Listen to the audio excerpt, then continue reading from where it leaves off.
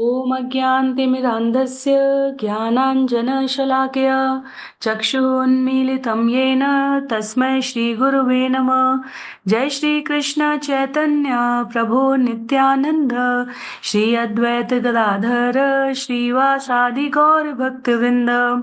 हरे कृष्णा कृष्ण कृष्ण हरे हरे, हरे राम राम राम हरे हरे, हरे कृष्णा कृष्ण कृष्ण हरे हरे, हरे राम राम राम हरे हरे, हरे कृष्णा कृष्ण कृष्ण हरे हरे, हरे राम राम राम हरे हरे। हरे कृष्णा। सभी भक्तों को सादर प्रणाम। चैतन्य चरितामृत सत्र 151 151 में सभी भक्तों का स्वागत है। हम सभी यहाँ पर कृष्णदास कविराज गोस्वामी द्वारा लिखित एवं भक्ति वेदांत स्वामी श्रील प्रभुपाद द्वारा तात्पर्य सहित विवेचित चैतन्य चरितामृत पुस्तक को श्रवण कर रहे हैं, जिसकी अंत्य लीला अध्याय 3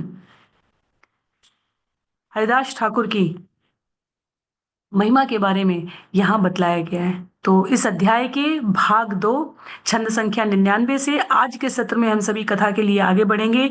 272 छंदों का ये अध्याय है, जिसके प्रथम 98 छंदों में हमने दामोदर पंडित द्वारा चैतन्य महाप्रभु को ताड़न और हरिदास ठाकुर और चैतन्य महाप्रभु के मध्य की वार्ता को श्रवण किया था। तो छंद संख्या 99 से जो कथा आरंभ हो रही है वो श्री हरिदास ठाकुर द्वारा नगर वधु के उद्धार की कथा है। तो जैसा हम चित्र से देख सकते हैं कि संक्षिप्त में ये कथा लगभग सभी को पता है, पर उसको यहाँ पर एक क्रमबद्ध तरीके से कृष्णदास कविराज गोस्वामी द्वारा संकलित किया गया है और हम सभी इसे श्रवण करने का प्रयास करेंगे। हरिदास ठाकुर और चैतन्य महाप्रभु के मध्य वार्ता में पिछले सत्र में हमने श्रवण किया था। 3 प्रश्न पूछे हैं चैतन्य महाप्रभु ने। यवनों और म्लेच्छों का कैसे उद्धार हो, हरिदास ठाकुर उसका उत्तर देते हैं। तत्पश्चात चैतन्य महाप्रभु पूछते हैं कि चलो चर जीवों का, लिविंग बीइंग्स का तो उद्धार हो गया, अचर जीवों का उद्धार कैसे होगा। हरिदास ठाकुर उसका भी उत्तर देते हैं और उसके उपरांत तीसरा प्रश्न करते हैं चैतन्य महाप्रभु कि यदि सबका उद्धार हो गया तो इस जगत में रहेगा कौन। हरिदास ठाकुर उसका भी उत्तर देते हैं। तो चैतन्य महाप्रभु वापस जाते हैं अपने भक्तों के, अपने शिष्यों के, अंतरंग मित्रों के मध्य हरिदास ठाकुर की अनेकानेक मुखों से प्रशंसा करते हैं, स्तुति करते हैं, वंदन करते हैं। तो यहाँ पर कृष्णदास कविराज गोस्वामी कह रहे हैं कि मैं हरिदास ठाकुर के उन गुणों के विषय में थोड़ा सा वर्णन करूंगा जिनका वर्णन वृंदावन दास ठाकुर ने विस्तार से नहीं किया है। तो कह रहे हैं कृष्णदास कविराज गोस्वामी की वैसे तो वृंदावन दास ठाकुर ने बहुत कुछ कहा है, पर मैं कुछ किंचित वो भाग लेना चाहूंगा जो वहां बहुत अधिक विस्तारित नहीं। कहते हैं छंद संख्या 99 से आरंभ है कथा। हरिदास यबे निज गृह त्याग कैला, बैना पोलेर वन मध्य कत दिन रहिला। अपना घर छोड़ने के बाद हरिदास ठाकुर कुछ समय तक बेनापोल के जंगल में रहे। निर्जन वन कुटीर करी तुलसी सेवन, रात्रि दिन तीन लक्ष्य नाम संकीर्तन। हरिदास ठाकुर ने एकांत जंगल में एक कुटिया बनाई, वहां उन्होंने तुलसी का पौधा लगाया और तुलसी के समक्ष वे प्रतिदिन 3 लाख बार भगवान के नाम का जप किया करते थे।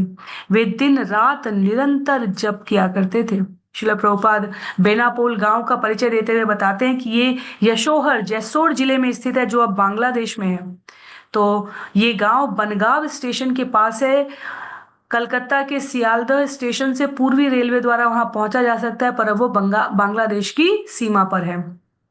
हरिदास ठाकुर हरे कृष्ण महामंत्र के जप के कारण ही नामाचार्य शिला हरिदास ठाकुर कहलाते हैं। और उनके निजी दृष्टांत से श्रील प्रभुपाद कहते हैं कि हम समझ सकते हैं हरे कृष्ण महामंत्र का जप करना कितना अधिक प्रगति कारक है। कृष्ण भावनामृत में किसी भी स्थान पर तुलसी का पौधा लगाकर तुलसी के सामने अविचल भाव से पवित्र नदी को भी प्रयोग कर सकते हैं बैठने के स्थान के रूप में, और बिना किसी कठिनाई के हरे कृष्ण महामंत्र का जप किया जा सकता है। तो हरिदास ठाकुर प्रतिदिन अपनी माला में 3 लाख बार नाम जप करते थे। श्री हरिदास ठाकुर के बारे में उद्धृत करने के उपरांत ये प्रसंग श्रील प्रभुपाद कह रहे हैं कि हम नकल नहीं कर सकते, क्योंकि हरिदास ठाकुर के समान एक ही दिन में 3 लाख नाम जप करना सबके लिए व्यवहारिक रूप से संभव नहीं है। वो मुक्त पुरुष हैं, पर हम उनके दृष्टांत का पालन करते हुए कम से कम प्रतिदिन 16 माला अवश्य कर सकते हैं। सामान्यतः लोग पूछते हैं 16 माला की संख्या कहाँ से आई। देखा जाए तो भक्ति वेदांता स्वामी श्रील प्रभुपाद के गुरु श्रील भक्ति सिद्धांत सरस्वती ठाकुर ने 24 घंटे का विभाजन तिहाई तिहाई तिहाई के आधार पर करते हुए कहा था कि 8 घंटे तक जीव को हरिनाम उच्चारण करना चाहिए, और उस प्रकार से 64 माला कहा था। 8 घंटे तक उसे अपने खाने सोने रहने के लिए स्वयं पर समय देना चाहिए, और बचे हुए 8 घंटे में उसे सामाजिक कार्यकलापों में संलग्न होना चाहिए। श्रील प्रभुपाद ने कहा वर्तमान जगत के जीवों के लिए व्यवहारिक रूप से ये अत्यधिक कठिन रहेगा। उसमें से उन्होंने कहा 1/4 भी यदि जीव कर रहा हो और उसके उपरांत वो 1 घंटा श्रवण कर रहा हो और 1 घंटा पठन कर रहा हो, इस प्रकार से अपने गुरु के द्वारा निर्दिष्ट सिद्धांत में 50% छूट देते हुए भक्ति वेदांता स्वामी श्रील प्रभुपाद अपने शिष्यों को प्रेरणा देते हैं। 2 घंटे में 16 माला अच्छे से भली प्रकार से अपनी नित्य प्रति की 3 बार, जो द्वितीय दीक्षा प्राप्त है उनको 3 बार गायत्री करनी होती है, उनको 16 माला का जाप करना है। और उसके उपरांत कहते हैं कि समय रखना चाहिए हमें 1 घंटा श्रवण और 1 घंटा पठन करने का। तो ये यहाँ पर उल्लेख करते हुए कह रहे हैं हम कृष्ण आंदोलन के सदस्यों से अनुरोध करते हैं कि वे हरिदास ठाकुर के दृष्टांत का दृढ़ता से पालन करें। अक्षरशः पालन नहीं कर सकते 64 माला करना, पर दृष्टांत का पालन करें। 16 माला करने में अधिक समय नहीं लगेगा। तुलसी को नमस्कार करना भी अत्यधिक कठिन नहीं है, पर इन विधि में आध्यात्मिक शक्ति बहुत अधिक है, इसलिए हमें इस अवसर को हाथ से जाने नहीं देना चाहिए। ब्राह्मणेर घरे करे भिक्षा निर्वाहन, प्रभावे सकल लोक कर ये पूजन। शारीरिक पालन पोषण के लिए वे एक ब्राह्मण के घर जाकर कुछ भोजन मांग लाते। वे आध्यात्मिक रूप से इतने प्रभावशाली थे कि आसपास के सारे लोग उनकी पूजा करते थे। तो हरिदास ठाकुर के दिनों में ब्राह्मण जो वहां पर निवासी है, कहा जा रहा है भगवान नारायण की पूजा शालग्राम शिला के रूप में कर रहे थे। इसलिए ब्राह्मण के घर से भिक्षा मांगने का अर्थ यहां पर उल्लेखित करते हुए कहते हैं कि जिस प्रकार के गुणों को हम स्वीकार करते हैं उसके हम भागीदार बनते हैं। चैतन्य महाप्रभु वैष्णवों के घर से प्रसाद लिया करते थे, यह सामान्य विधि है। कृष्ण भावनामृत आंदोलन के सदस्यों को परामर्श दिया जाता है कि वे केवल वैष्णव या ब्राह्मण के घर से विग्रह के यहां से भिक्षा ले जहां अर्च विग्रह की पूजा की जाती है, अन्यथा विषयीर अन्न खाइले दुष्ट है मन। यदि कोई भक्त किसी ऐसे कर्मी के घर से भिक्षा लेता है जो केवल धन में रुचि रखता है तो उसका मन अशुद्ध हो जाएगा। तो ये विधि है यहाँ पर बताई गई है कि वैराग्य से परिपूर्ण जीवन बिताने के लिए हमें हरिदास ठाकुर या 6 गोस्वामियों के जीवन की घटनाओं का अक्षरशः पालन नहीं करना, उनके दृष्टांत का पालन करना है। गृहस्थ में रहते हुए भी कोई वैराग्य का जीवन जी सकता है, अन्यथा यदि जीव इस प्रकार से विचार करके जीवन यापन नहीं करता तो माया देवी इतनी प्रबल है कि कोई भी व्यक्ति किसी भी समय माया का शिकार बनकर अपने आध्यात्मिक जीवन से पतित हो सकता है। तो विषय पर पुनः वापस आते हुए हरिदास ठाकुर इस प्रकार वैराग्य युक्त जीवन जी रहे हैं, 3 लाख हरिनाम जप कर रहे हैं, तुलसी का पौधा लगाकर ऐसा भिक्षा लेकर शुद्ध सत्व का जीवन यापन कर रहे हैं, पर कुछ लोगों को यह सुहाता नहीं है। सेई देशाध्यक्ष नाम रामचंद्र खान, वैष्णव विद्वेषी सेई पाषंड प्रधान। रामचंद्र खान नामक एक व्यक्ति उस जिले का जमींदार था। वह वैष्णवों से द्वेष रखता था, अतएव वो बहुत बड़ा नास्तिक था।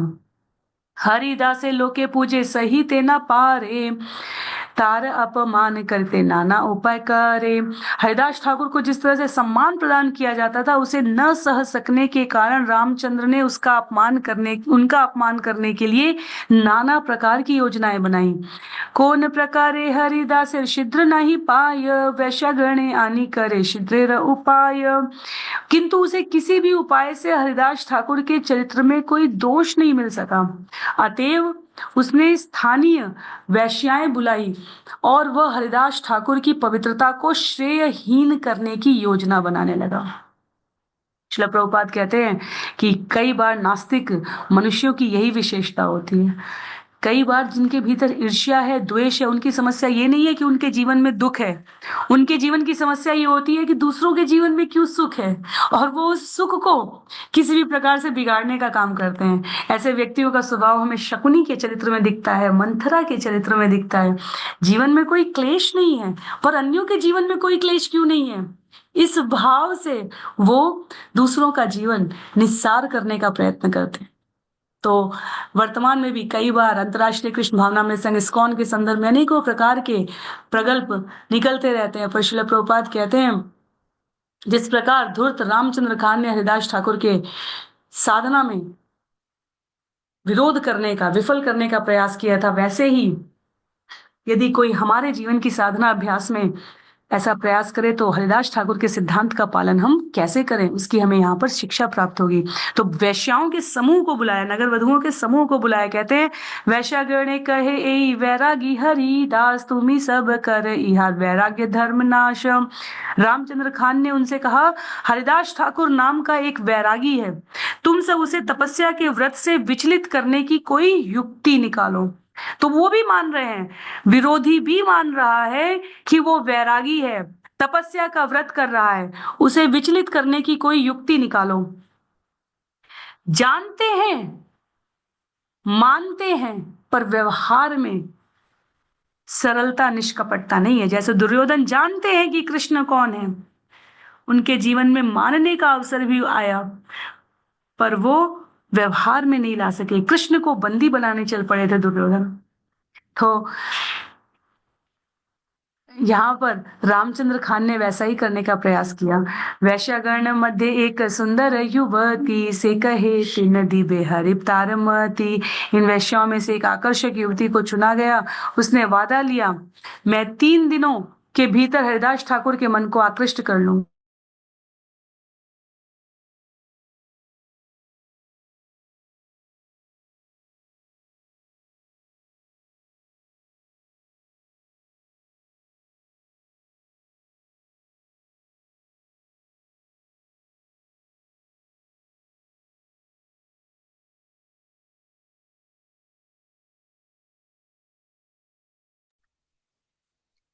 तीन दिन के भीतर हरिदास ठाकुर के मन को आकृष्ट कर लूंगी, कहती है।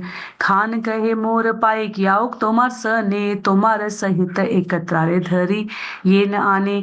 रामचंद्र खान ने उस वैश्या से कहा, मेरा सिपाही तुम्हारे साथ जाएगा, जिससे वह तुम्हें हरिदास ठाकुर के साथ देखते ही तुरंत उसे बंदी बना ले और तुम दोनों को मेरे पास ले आए। वैश्या कहे, मोर संग हऊक एक बार द्वितीय बार धरते पाइक लई तोमार। वैश्या ने उत्तर दिया, पहले मुझे उनसे एक बार उनके साथ संग कर लेने दीजिए, तब दूसरी बार मैं अपने साथ आपके सिपाही को उन्हें बंदी बनाने के लिए लेकर जाऊं। रात्रि काले से ही वैश्या सुवेश धरिया हरिदास वासाय गेल उल्लसित हैया। रात में वह वैश्या खूब सज धज कर हरिदास ठाकुर की कुटिया में अत्यंत हर्ष पूर्वक गई। तुलसी नमस्करी हरिदास द्वारे यैया गोसाई रे नमस्करी रैला दंडाइया। उल्लेख आता है, तुलसी के पौधे को नमस्कार करने के बाद वह हरिदास ठाकुर के पास गई और उन्हें नमस्कार करके वहां खड़ी हो गई। अंग उगाड़िया देखा वसिया तुला दुयारे कही ते लागिला किछु सुमधुर स्वरे। वह उनकी दृष्टि के सामने अपने शरीर को प्रदर्शित करते हुए दरवाजे की देहली पर बैठ गई और उनसे अत्यंत मधुर स्वर में बोलने लगी। तो हरिदास ठाकुर क्या कर रहे हैं, हरिनाम जप कर रहे हैं, और नगर वधु ने आकर तुलसी महारानी के पौधे को प्रणाम किया है। तो उसके सुकृत वहीं से जागृत हो गए हैं, आचार्य कहते हैं, और दरवाजे की देहली पर आकर सुंदर शब्दों में, मधुर वचनों में कहने लगी। क्या कहती है, ठाकुर तुम्ही परम सुंदर प्रथम यौवन तोमा देखी कौन नारी धरते पारे मन।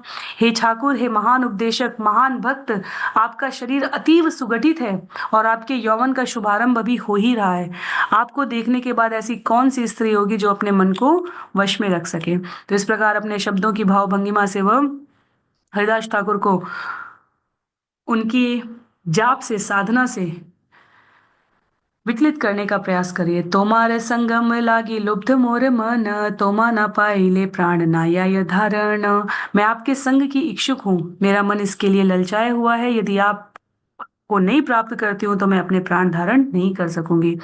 हरिदास कहे तो माँ करीमु अंगीकार, संख्या नाम समाप्ति यावत ना है अमार, तावत तुम्हें वशी सुन नाम संकीर्तन, नाम समाप्ति है ले करीमु ये तो मार मन।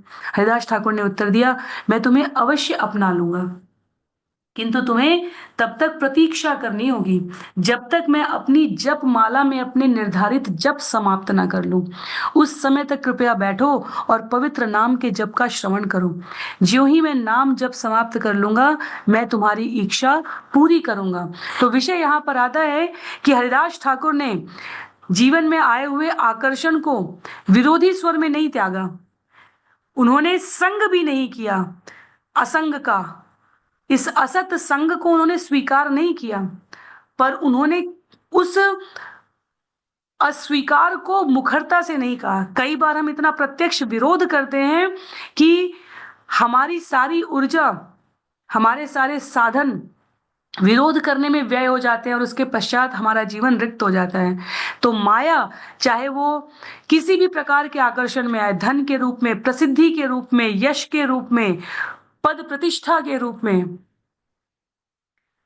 उससे अपने आप को संयमित व्यवहार करके कैसे अलग रखा जाए, उसका मार्ग, उसका सिद्धांत हरिदास ठाकुर दिखा रहे हैं। उन्होंने अपना व्यवहार नहीं छोड़ा, जप संख्या नहीं छोड़ी। उन्होंने कहा पहले मेरी जप संख्या पूरी हो जाए, तब मैं तुम्हारी इच्छा पूरी करूंगा। एतशुनि से वैश्य वसीय रहीला, कीर्तन करे हरिदास प्रातः काल हैला। यह सुनकर वह वहां बैठी रही और हरिदास ठाकुर भोर होने तक जपमाला पर जप करते रहे।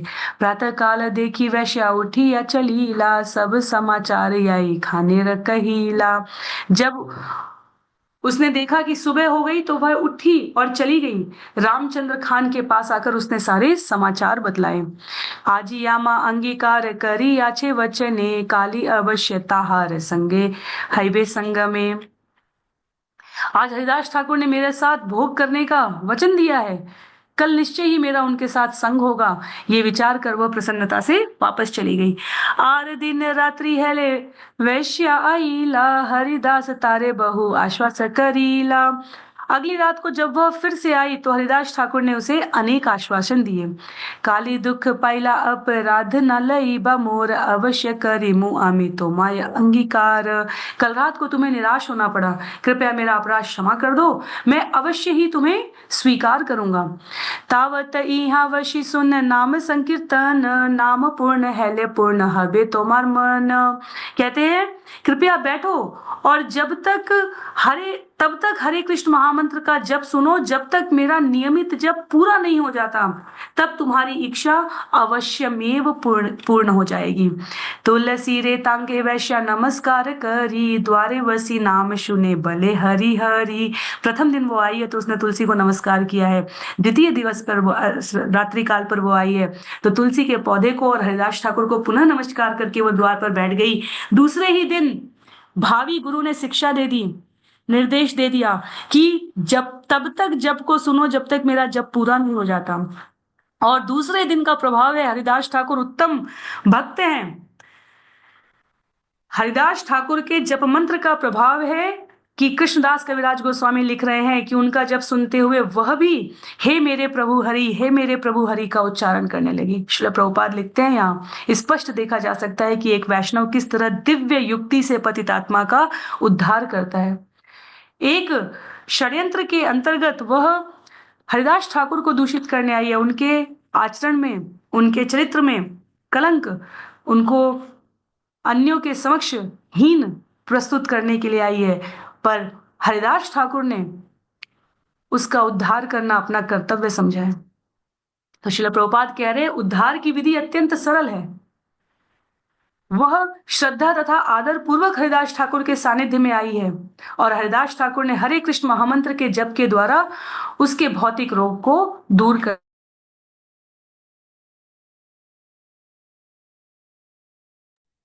तो उसका उद्देश्य भले निकृष्ट था, पर वैष्णव के सानिध्य में हरि हरि का उच्चारण करने से, केवल नमस्कार की महिमा बताई गई है कि नमस्कार करने से, अनुकरण करने से, वैष्णव की संगति से वह भगवत भक्त बनने जा रही है, भगवान का नाम जप करने लगी।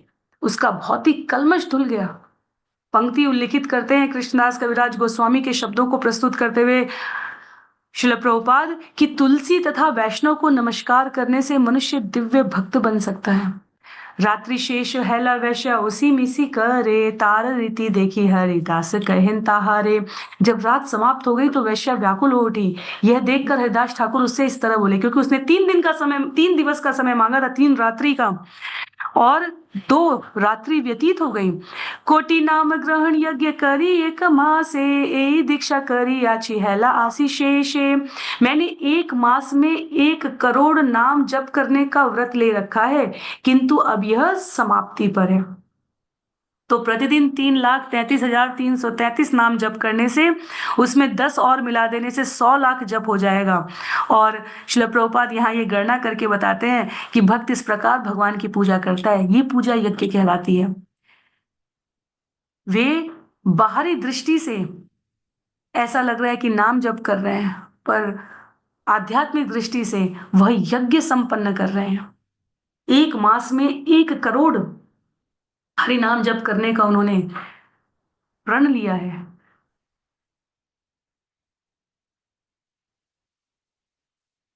लौकिक दृष्टि से देखा जाए तो हरिदास ठाकुर श्रील प्रभुपाद लिखते हैं यहाँ पर, मुसलमान परिवार में जन्म लिए थे, पर नाम जप करने से सभी प्रकार की अशुद्धि दूर हो गई।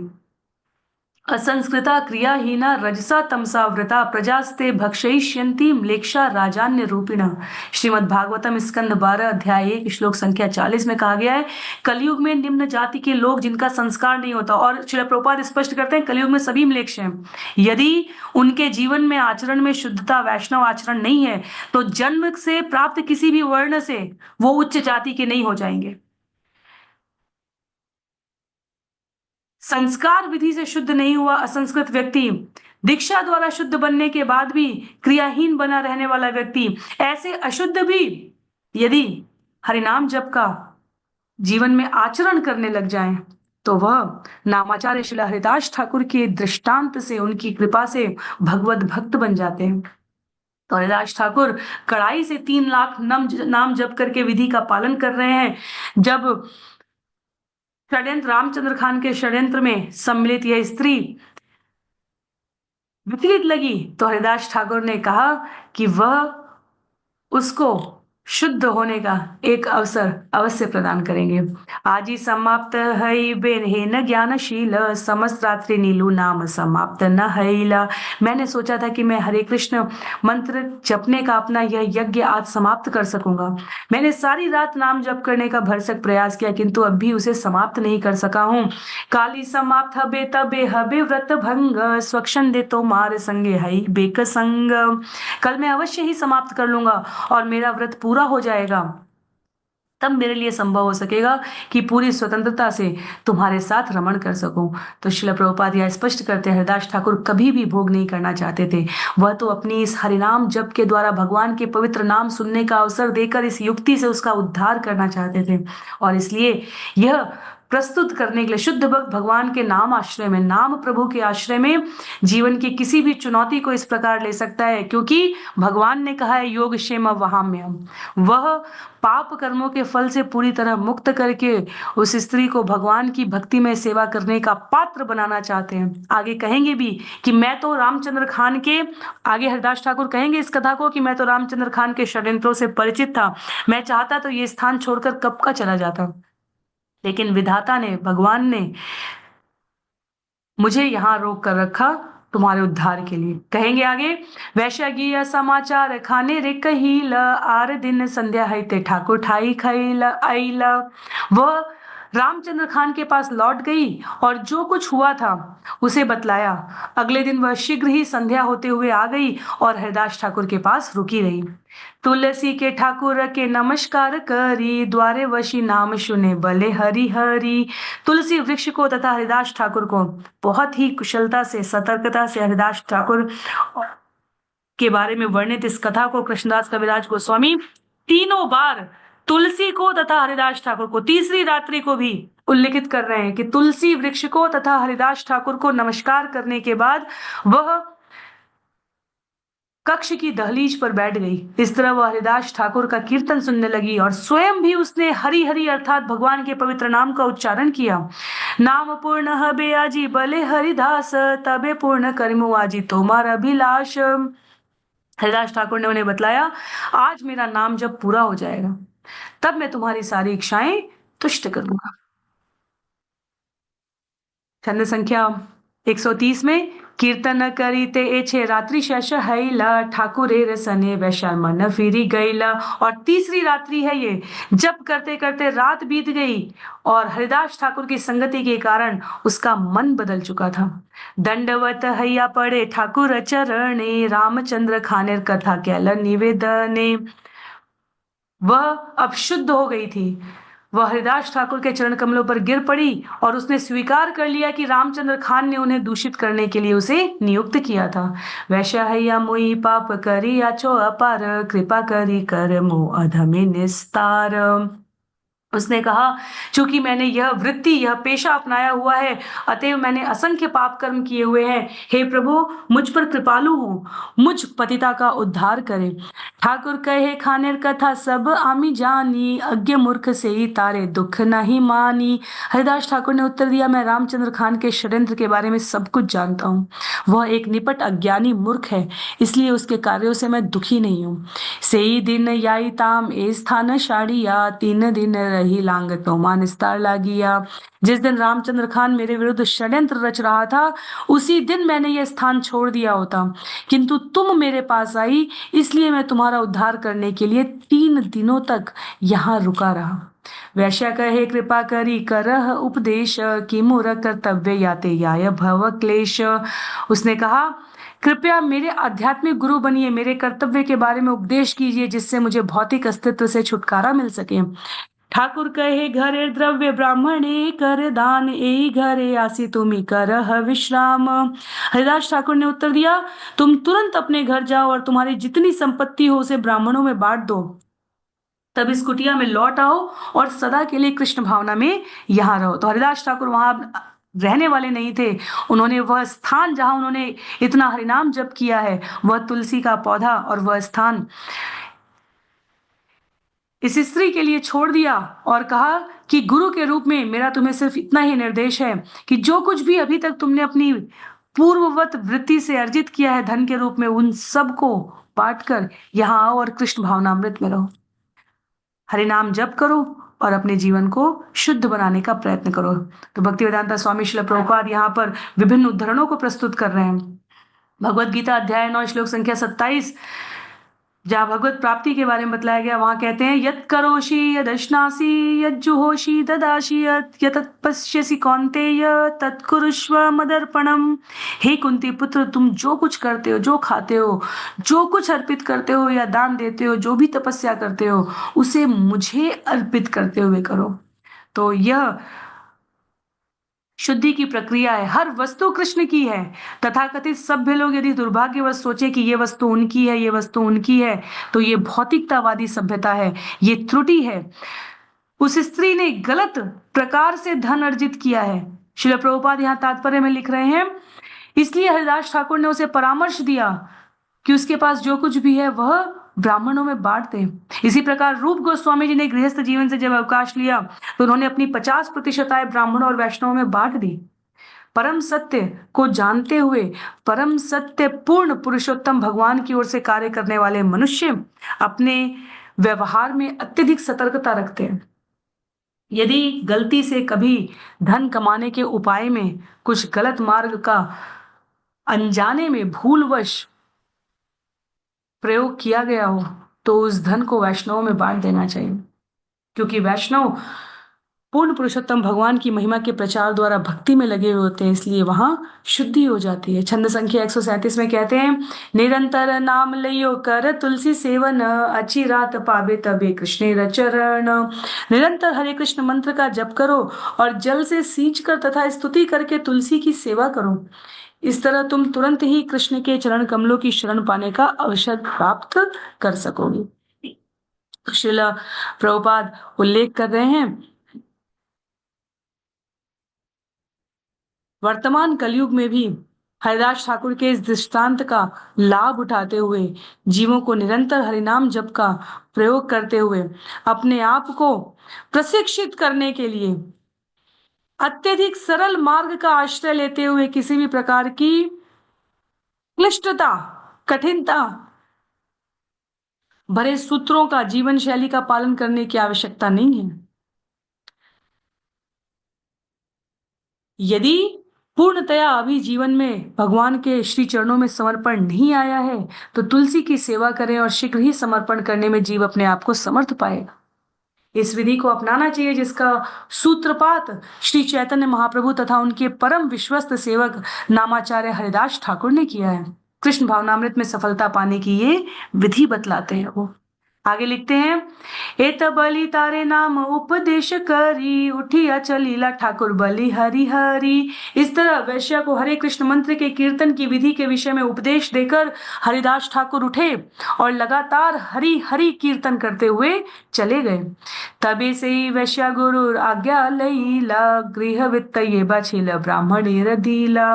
तत्पश्चात उसने अपने पास जो भी घरेलू संपत्ति थी उसे अपने गुरु की आज्ञा अनुसार ब्राह्मणों में वितरित कर दिया। जो कुछ भी संपत्ति थी, यहाँ चित्र में यदि हम देखें तो यह स्पष्ट भी है कि उसने सब कुछ त्याग कर हरिदास ठाकुर के श्री चरणों में गुरु के रूप में उनको गुरु स्वीकार करने के रूप में आश्रय लिया है। एक शुद्ध वैष्णव अपनी उपस्थिति मात्र से कैसे जीवों को तारने में समर्थ है, इसका उदाहरण है हरिदास ठाकुर का ये दृष्टांत। माथा मोड़ी एक वस्त्र रहिल से ही घरे रात्रि दिने तीन लक्ष्य नाम ग्रहण करे। वैष्णव नियम के अनुसार उस वैश्या ने अपना सिर मुड़ा लिया और केवल एक वस्त्र पहने उसी कमरे में रहने लगी। वह अपने गुरु के पद चिन्हों पर चलकर प्रतिदिन 3 लाख नाम का जप करने लगी। वह दिन रात जप करती रहती थी। तुलसी सेवन करे चरवण उपवास इंद्रिय दमन हैला प्रेमेरा प्रकाश। वह अपने गुरु के पद चिन्हों पर चलकर तुलसी की पूजा करने लगी। वह नियमित भोजन न खाकर भिक्षा में जो मिलता उसे खाती और यदि कुछ न मिलता तो उपवास करती। इस तरह बहुत कम खाकर तथा उपवास करके उसने अपनी इंद्रियों को वश में कर लिया और ज्यों ही उसकी इंद्रियां वश में हो गई त्यों ही उसमें ईश्वर प्रेम के लक्षण प्रकट होने लगे। उपदेशामृत के प्रथम श्लोक में लिखा हुआ है, जो अपनी इंद्रियों के आवेग को वश में कर लेगा वह इस जगत में कहीं भी शिष्य बनाने के योग्य है। तो पहले गोस्वामी का अर्थ होता है जिसने अपनी इंद्रियों को नियंत्रण में कर लिया है। इंद्रिय नियंत्रण से ईश्वर प्रेम के लक्षण प्रकट होने लगते हैं। इंद्रियां ऋषिकेश, इंद्रियों के स्वामी स्वयं भगवान बताए गए। इंद्रियां नियंत्रित करने का अभिप्राय है इंद्रियों का प्रयोग स्वयं को सुख पहुंचाने के लिए नहीं अपितु भगवान को सुख पहुंचाने के लिए किया जाने लगे। छंद संख्या 142 में, प्रसिद्धा वैष्णवी है परम महांति बड़ बड़ वैष्णवतार दर्शन एते यान्ति। इस तरह वह विख्यात भक्तिन बन गई। वह आध्यात्मिक जीवन में अत्यंत उन्नत हो गई और अनेक बड़े बड़े वैष्णव उसके दर्शन करने के लिए आने लगे। तो इस प्रकार जो लोग वैष्णव सिद्धांत का पालन करते हैं वह जन्म से नहीं, कर्म से नहीं, अपने गुण और स्वभाव को भगवत चरणारविंद में इस प्रकार तार चुके हैं। जन्म की श्रेष्ठता नहीं, पूर्ववर्ती कर्म की भी गणना नहीं। जिस क्षण से हमने भगवत भक्ति को, भगवत सेवा को, भगवान के श्री चरणों के आश्रय को अपना सर्वस्व मान लिया है, उस क्षण से हम वैष्णव बनने के स्तर पर अपने आप को अग्रसरित कर चुके हैं। तो यही यहाँ पर स्त्री के साथ हुआ है। कहते हैं, वैश्यार चरित्र देखी लोके चमत्कार हरिदास महिमा कही करी नमस्कार। उसका उन्नत चरित्र देखकर सारे लोग चकित थे। सारे लोगों ने हरिदास ठाकुर के प्रभाव का गुणगान किया और उन्हें नमस्कार किया। तो रामचंद्र खान की योजना थी कि हरिदास ठाकुर के चरित्र का हनन करके उनकी प्रशंसा जो सर्वत्र व्याप्त है उसको नृशंसा में बदला जाए। पर भगवान अपने भक्त की महिमा को कभी घटने नहीं देते। कई गुना बढ़कर हरिदास ठाकुर की महिमा दिग दिगंत में व्याप्त हो गई। उसको इस प्रकार व्यवहार करते हुए देखकर स्त्री को सबने हरिदास ठाकुर को नमस्कार किया और उनका गुणगान किया, पर वो तो स्वयं वहां कहीं थे ही नहीं। तो आगे उल्लेख है, रामचंद्र खान अपराध बीज कैला, से बीज वृक्ष हैया आगे ते फलीला। हरिदास ठाकुर को विचलित करने के लिए वैश्या को प्रेरित करके रामचंद्र खान ने उनके चरणों में अपराध के बीज को उगने दिया है। बाद में यही बीज एक वृक्ष बन गया और जब यह फला तो रामचंद्र खान ने इसके फल खाए हैं। महत अपराधेर फल अद्भुत कथन, प्रस्ताव पाइया कही शून्य भक्त गण। उच्च भक्त के चरणों पर इस अपराध से एक अद्भुत कथा का जन्म हुआ। इन घटनाओं से प्राप्त अवसर का लाभ उठाकर मैं वह सब बतलाऊंगा जो घटित हुआ। हे भक्तों, इसे श्रवण करो। सहजई अवैष्णव रामचंद्र खान, हरिदासेर अपराधे हैल असुर समान। रामचंद्र खान पहले से स्वभावतः अभक्त था, अब हरिदास ठाकुर के चरणों पर अपराध करके वह पूरा आसुरी नास्तिक जैसे बन गया। वैष्णव धर्म निंदा करे वैष्णव अपमान, बहु दिन अपराधे पाइल परिणाम। वैष्णव धर्म की निंदा करने तथा दीर्घ काल तक भक्तों का अपमान करने के कारण अब उसे अपने अपराध कर्मों का फल मिला। तो छंद संख्या 148 से यह जो विषय आरंभ हो रहा है, रामचंद्र खान को अपने अपराधों का फल किस प्रकार मिला, ये मैं विषय सूची दिखाने का प्रयास कर रही हूं। करीब 164 छंद तक ये यहाँ पर कृष्णदास कविराज गोस्वामी उल्लिखित करेंगे।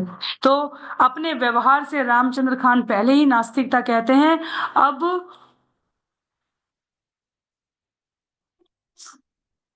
इन अपराधों का उसे फल किस प्रकार से मिलेगा, हम सभी अगले कुछ छंदों में उसे श्रवण करने का प्रयास करेंगे।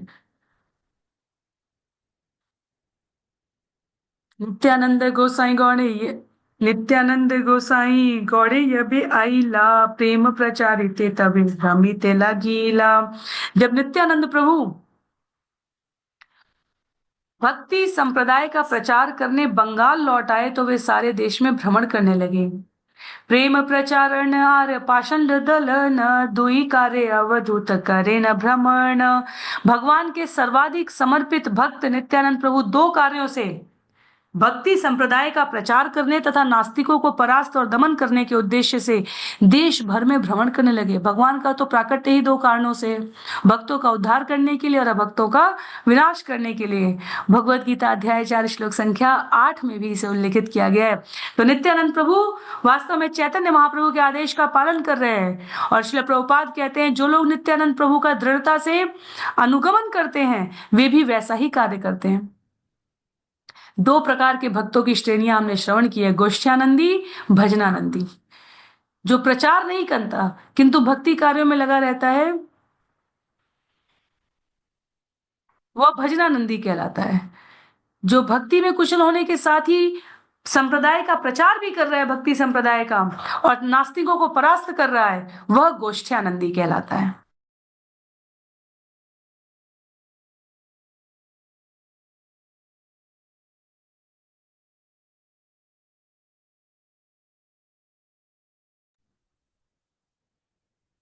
तो इस प्रकार नित्यानंद प्रभु सर्वत्र भ्रमण कर रहे हैं। भ्रमण करने का उद्देश्य क्या है?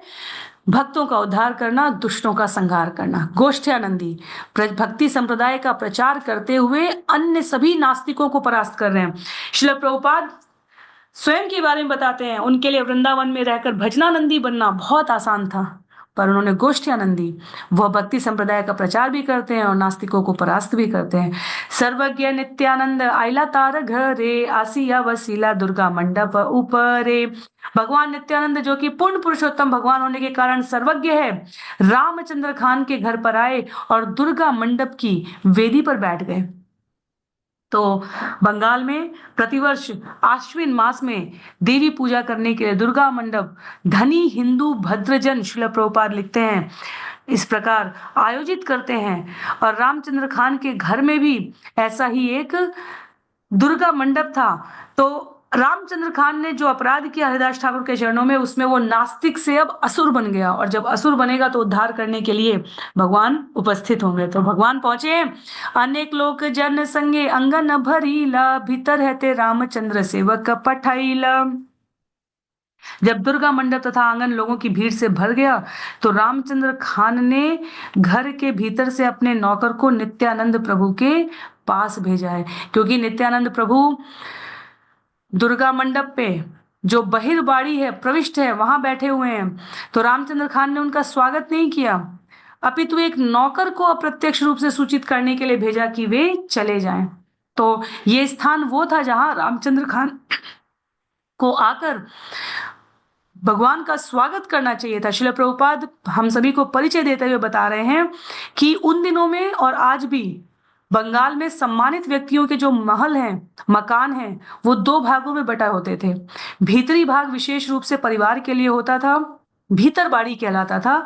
बाहरी भाग बहिर्बाड़ी कहलाता था, सम्मानित व्यक्तियों के आगंतुकों के सत्कार के लिए होता था। तो दुर्गा मंडप बहिर्बाड़ी का अंग था और नित्यानंद प्रभु बहिर्बाड़ी में प्रविष्ट हुए थे। तो शिष्टाचार के अंतर्गत रामचंद्र खान को आकर उनका स्वागत सत्कार करना चाहिए था, पर रामचंद्र खान द्वारा ऐसा नहीं किया गया और उसने सेवक से भीतर बाड़ी से में रहते हुए उसने सेवक से सूचना भिजवा दी कि आप चले जाएं। सेवक भले गोसाई मोरे पठाई लखान, गृहस्थेर घरे तो माय दिब वासा स्थान। उस नौकर ने नित्यानंद प्रभु को सूचित किया, हे महाशय, रामचंद्र खान ने मुझे भेजा है कि मैं आपको किसी सामान्य व्यक्ति के घर में रहने का स्थान भेज दे दूं। तो आपके मैं अपने यहाँ नहीं दे रहा हूं, पर किसी अन्य के यहाँ दे दूं। गोयालार गौशाला है अत्यंत विस्तार, यह संकीर्ण स्थल तोमार मनुष्य अपार। आप किसी ग्वाले के घर जा सकते हैं, क्योंकि गौशाला विस्तृत होती है, जबकि यहाँ दुर्गा मंडप में स्थान अपर्याप्त है। आपके साथ अनेक अनुयायी भी हैं। भीतरे आछीला शुनी क्रोधे बाहिरीला, अट्ट अट्ट हासी गोसाई कही तेला गीला। नित्यानंद प्रभु चाहे वो निताई के रूप में यहाँ उपस्थित है लीला करते हुए, चाहे वो लक्ष्मण के रूप में उपस्थित है राम कथा के समय, चाहे वो बलराम के रूप में उपस्थित है कृष्ण लीला के समय, वह भगवान श्री कृष्ण की राम स्वरूप में, कृष्ण स्वरूप में या निमाई के रूप में मर्यादा का पालन करने के लिए बाध्य नहीं है। नित्यानंद प्रभु ने जब रामचंद्र खान के नौकर से यह आदेश सुना कि गौशाला में चले जाएं, वे अत्यधिक क्रुद्ध हुए और बाहर आ गए। उच्च स्वर से हंसते हुए वे कहने लगे, सत्य कहे एई घर मोर योग्य न य, म्लेच्छ गो वध करे तार योग्य है।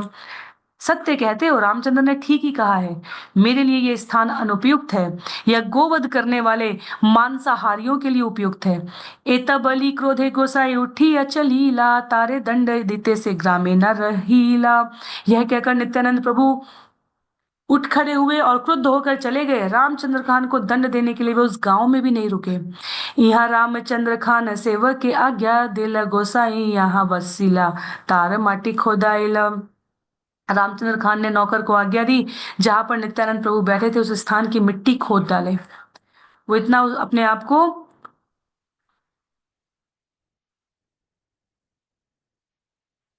वैष्णवों की निंदा करते करते अपराध युक्त आचरण करने में प्रवृत्त कर चुका था।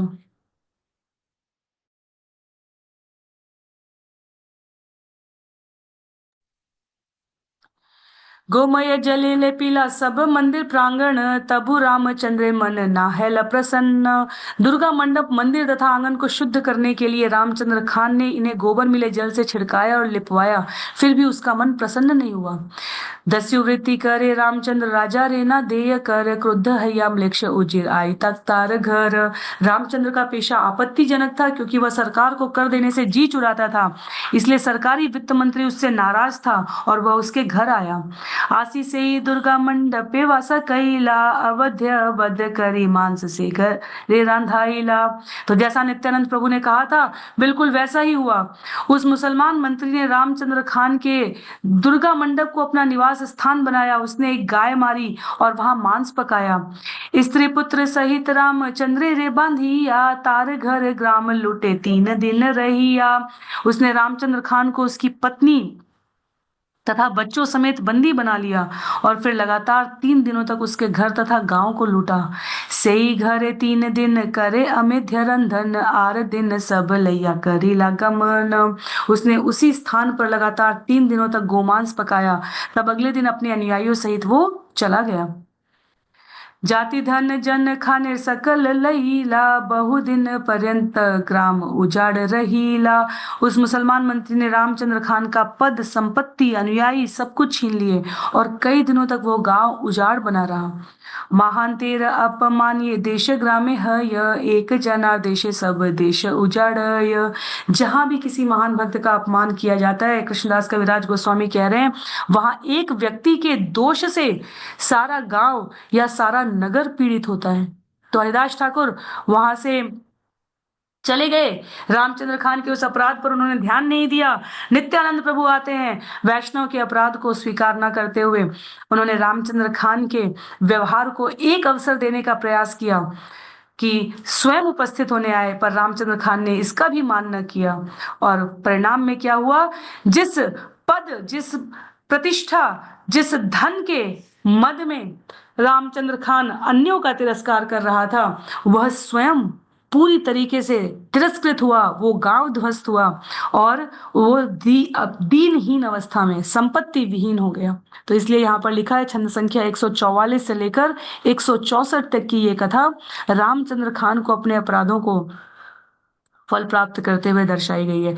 छंद संख्या 165 से गोपाल चक्रवर्ती द्वारा हरिदास ठाकुर के प्रति जो अपराध हुआ है उसका उल्लेख किया गया है।